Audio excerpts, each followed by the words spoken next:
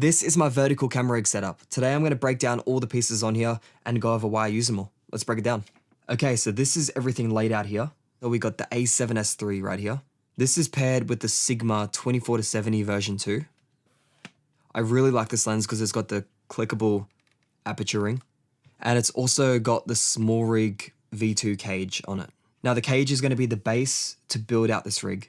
Now I've got a extra Nato rail right here. And that's just to make it easier to slide equipment on. Next up, SD cards. So I've got the CF Express Type A Prograde card. And then I've just got a backup regular Sandisk. So we'll put these in. Okay, so first up we got the top handle. And it's got the monitor attachment on here. So because it's a vertical rig setup, we're going to tilt the camera on the side. Now I like to have it this side for this setup, with all the ports facing upwards. But one of the main reasons, this cage has a Nato rail on this side. So first we're gonna put the top handle on here, lock it in place. And the top handle already has the monitor mount locked on. This is just the newer monitor mount. And the handle is the Smallrig handle. Okay, so now next up is the monitor. So we got the Shinobi 5-inch monitor right here. Amazing monitor. So because it's a vertical setup, I'm gonna turn it on the side here and just lock it in right here. Okay, so now next up is the side handle. This is just a basic newer side handle. And because I've got this extra Nato rail on the side here, I can attach this handle just via the Nato. All you do is you simply slide it on. Now the rig's starting to come together. So now we have a handle to be able to hold it. Now I like the side handle because it widens your grip, which means your footage is going to come out more stable if your grip is wider. Instead of having it all compact in here, you're able to hold a bit wider. It's going to give you more stability. Plus, when you've got it in this orientation, there's not really anywhere to hold the camera. So this grip here is essential. Next up, we've got the V-mount battery. This is the newer 99 watt-hour V-mount battery. And to attach the V-mount to the camera, I've got this V-mount plate.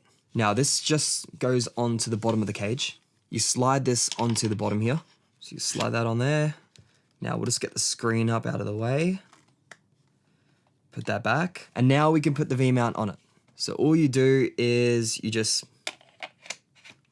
click it on. Now we go to power everything. So first we're gonna power the monitor. So I'm gonna use a dummy NPF battery to DTAP going into the V-mount. We'll click this in the back there. And then usually I just wrap this around here. We'll do one loop, and then I'll just plug it into the bottom here. There's a DTAP port on the V-mount. I'll just plug it in here. So now the monitor has power. Next up, we've got to connect the monitor to the actual camera. For that, I'm using the Smallrig HDMI cord. Really like this because it's a very thin cord, and I've just got a right angle adapter on here, which makes it a bit easier to connect without the cord sticking out everywhere. I took my HDMI door off this because it does get in the way with the top handle. So that's why I've got some tape over the door, as you can see. With the HDMI door, it kind of gets in the way right here. We'll plug the HDMI into here, and then I kind of wrap around the HDMI just around the handle. And then I just plug it directly into the bottom of the monitor. So the right angle cord, instead of it sticking straight out down here, it just sends it back. So the rig's coming together. A few more things. Now we got to get the V-mount to actually power the camera. Now what I do is I just use a USB-C cord. Right here I've got the Smallrig USB-C cord. It's a right angled USB-C cord. So we'll plug this into the camera, and then we're going to run it under here. Now microphones. So I use wireless microphones with my client. So let me move this. Right here I've got the Wireless Pro microphones. These are amazing. We'll grab the cords out. A little wind furry muff, essential. Sometimes people blow into the microphone or there's wind noise, so I like to have this wind thing on here. And I'll just chuck this on the camera for now.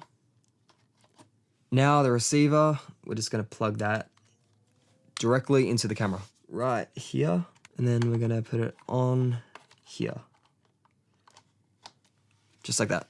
And also the transmitter does record 32-bit internal audio, which is a great backup, because if there's any connection issues, if there's a cutout or anything, I've got a backup audio recording of 32-bit audio on here. And by having it 32-bit too, it means it can't clip. If someone gets too loud and the audio being transmitted to the camera clips, I can always go back on here and I can recover it. Now, normally I would have a backup audio source, but because this is walking around a gym, it's not really necessary. How I make sure there's no mistakes with the audio is monitoring your audio. So I have a pair of headphones here. I think these are like the Mee headphones, really good earbuds.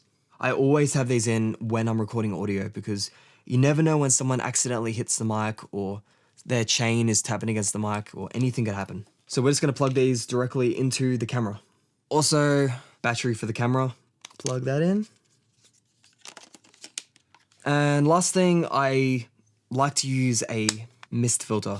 So this is just a mist filter. It's gonna make the highlights just a bit more misty. This is only a 1/8 strength, which I think is perfect for just keeping on your camera always. It's a black mist filter too, so it won't wash out the shadows. It'll just bloom the highlights a little bit and it makes, bright skin tones look really nice. It makes a big difference and the clients love it. And then I like to keep the hood on the lens, just in case I knock the lens or something, it's protected. But yeah, that's the whole setup. So yeah, this is the whole rig. Now, just to go over a few more things, the reason why I use this entire rig and don't just shoot with the camera, since I'm only recording Instagram Reels, it's whenever I'm filming Instagram content that's like a long shoot, I will use this. Anything over 2 hours, I'll use this kind of setup. Now, you might think it's a bit overkill for Instagram content, and at first I thought yes, but every single piece on here plays a part and it's all very useful. I've spent years perfecting this rig and I think every single piece helps me to get better footage. Now, I'll give you an example. For one, the V-mount battery, I don't need to worry about changing batteries. I don't need to stop mid-shoot because I have to quickly change a battery. Sometimes we're recording for long periods of time and I don't want to keep thinking about batteries, changing batteries. Second reason why I love the V-mount, it gives you a stable platform to, I'm just going to take these headphones out for now. It gives you a stable platform to push the camera into your chest. It gives you a third point of contact, which I think is really important because you have 1, 2, 3. Having 3 points of contact is going to give you way more stable footage instead of just holding it out here, 2 points of contact. So being able to push it into your chest, you can kind of pull it with your back into your chest and it's going to be a lot more comfortable to hold. Even though it does add some weight, it's so much nicer to be able to push into your chest and have another point of contact. And it will directly charge the monitor as well. So you can use like these MPF batteries in the monitor, but when you got a V-mount, you might as well just charge the monitor or power the monitor and the camera together. Unless you're worried about battery life, if you're doing a full 12-hour shoot, I would probably chuck one of these in. For half-day shoots or less, just having the V-mount power the monitor and the camera is perfect. Now, why I use a monitor? I think it's essential for this kind of content because I want to nail things on first takes. I don't want to keep saying, hey, can you redo that? I missed focus. Oh, the focus wasn't quite on them. Sometimes I'm pulling focus as well. So sometimes I will switch to manual focus. I have buttons customized on here that will switch it to manual focus while I'm holding the buttons. Because sometimes the autofocus, it's not super reliable. Sometimes it doesn't lock onto them. It doesn't lock onto the right thing. I don't want to make mistakes. I don't want to keep saying, hey, can we redo that? I'm shooting in a low light gym, so sometimes the autofocus does mess up. Trying to see focus on that tiny screen is very difficult. You're probably going to miss it. With a monitor, you can see everything so clearly. This is a big 5-inch screen. It's so sharp. You can see if it moves from the eye slightly back. You can see all the little details. For focusing, pulling focus, doing any kind of manual focus, you have to have a monitor. It makes it so much better. Also, judging exposure. So it's so much easier to judge exposure on the monitor. I want to nail the exposure in camera. I don't want to be going and adjusting the lighting if I don't need to. So my goal is to get it as close as possible and the monitor definitely helps me out. It'll help me nail the exposure way more consistently than the tiny screen. And it's just really nice to look at a big screen too. And then you can show the clients too. If they ask to see the footage, if they want to check it. We've got the microphones for audio. This side handle is essential because shooting vertical, the camera is very narrow. This will widen your grip and give you better footage. It's more comfortable to hold too. Top handle, essential. You can get low down shots. Really nice. If I'm just walking around with the camera, I'll just hold it like this. Yeah, 24 to 70mm lens. The 24 to 70, I think that's my favorite lens by far.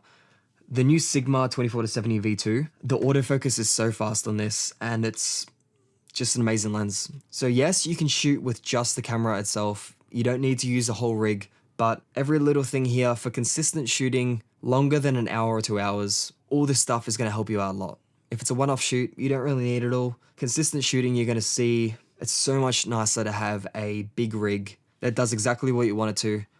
Never have to worry about battery life. Don't have to worry about trying to look at a tiny screen. So yeah, that's my vertical rig. If I switch to horizontal, I can pretty much use all this stuff. I just switch it over to the other side.